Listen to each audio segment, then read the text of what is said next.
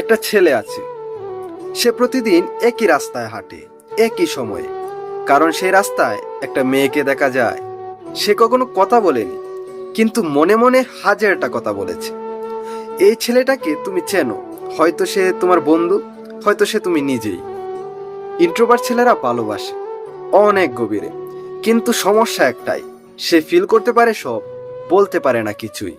সে যখন কাউকে পছন্দ করে, সেই মানুষের ছোট ছোট জিনিস মনে রাখে। সে কোন রং পছন্দ করে, কোন গান শুনে, কিভাবে হাসে, কিন্তু সামনে গেলে গলা শুকিয়ে যায়, মাথা ব্ল্যাঙ্ক হয়ে যায়।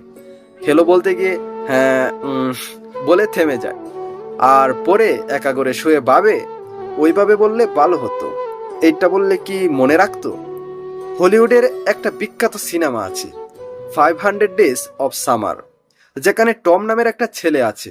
সে মনে মনে সামারকে নিয়ে পুরো জীবন সাজিয়ে ফেলে, কিন্তু সে এত বেশি সময় কাটায় নিজের মাথার ভেতরে একটা আদর্শ ছবি বানিয়ে যে বাস্তবের মানুষটাকে ঠিকমতো দেখতে পায় না। এটা শুধু সিনেমার গল্প না, এটা ইন্ট্রোভার্ট ছেলেদের সত্যিকারের জীবন। ইন্ট্রোভার্ট ছেলে যখন কাউকে পছন্দ করে, তার মাথায় একটা পুরো সিনেমা চলে। সে ভাবে আজকে কথা বলবো, মনে মনে 3বার প্র্যাকটিস করে, আয়নার সামনে দাঁড়িয়ে দেখে কেমন লাগছে, তারপর সেই মেয়ের সামনে আসে, সব বলে যায়। সে শুধু বলে ভালো আছো, মেয়ে বলে হ্যাঁ, সে বলে ও আচ্ছা, এবং চলে আসে। বাসায় এসে বালিশে মুখ গুজে শুয়ে থাকে, কিন্তু সেই রাতে সে একটা চিঠি লেখে, হয়তো পাঠায় না, হয়তো ডায়েরিতে রেখে দেয়। কারণ ইন্ট্রোভার্ট ছেলেরা কথায় নয়, লেখায়, চোখে, ছোট ছোট কাজে ভালোবাসা প্রকাশ করে। The parks of being a wall flower সিনেমায় চার্লি নামে একটা ছেলে আছে। স্যাম তাকে একটা পুরনো টাইপরাইটার উপহার দেয়, কারণ চার্লি জানতো সে কথায় নয়, লেখায় নিজেকে সবচেয়ে ভালো প্রকাশ করতে পারে। এটাই ইন্ট্রোভার্ট প্রেম, কম কথা, কিন্তু প্রতিটা কথা অনেক ভেবে বলা।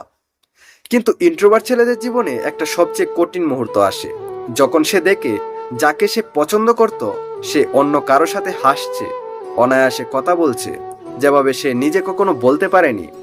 সেই মুহূর্তে সে ভাবে, আমি যদি একটু বেশি কথা বলতে পারতাম, যদি সামনে গিয়ে বলতে পারতাম তোমাকে আমার ভালো লাগে, কিন্তু বলা হয়নি। Eternal Sunshine of the spotless mind সিনেমায় জোয়েল নামে একটা শান্ত ইন্ট্রোভার্ট ছেলে আছে। সে টিমিড, চুপচাপ, কিন্তু ভিতরে ভিতরে সে এত গভীরভাবে ভালোবাসে যে যখন সে ভালোবাসা হারিয়ে যায়, সে স্মৃতিটুকু মুছে ফেলতে চায়। এই যন্ত্রণাটা ইন্ট্রোভার্ট ছেলেরা চিনে। ভালোবাসা বলা হয়নি, কিন্তু হারানোর ব্যথাটা সমানই লাগে। কিন্তু একটা কথা বলি, ইন্ট্রোভার্ট ছেলেদের ভালোবাসা দুনিয়ার সবচাইতে গভীর ভালোবাসা। সে যখন তোমার কথা শুনে, সত্যিই শুনে, তোমার কথার মাঝে কথা বলে না, তোমার ছোট স্বপ্নটাও মনে রাখে।